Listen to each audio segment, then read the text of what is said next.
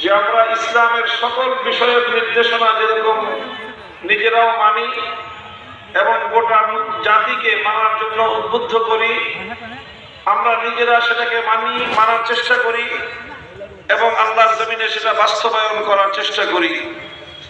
এবং এই চেষ্টা করতে গিয়ে আমাদের সাধ্য সামর্থ্যের সবটুকু আমরা ব্যয় করি। কেউ যদি আল্লাহর দ্বীনের পথে আমাদের রাস্তায় বাধা হয়ে দাঁড়াবার চেষ্টা করে, তখন সেই বাধা উৎখাত করার জন্য আমাদের যা করতে হয় আমরা সেটা করতেও বদ্ধপরিকর। এখানে কথার মধ্যে আমাদের কোনো অস্পষ্টতা নেই, আমরা যা করতে চাই সেটাও পরিষ্কার বলে দিলাম।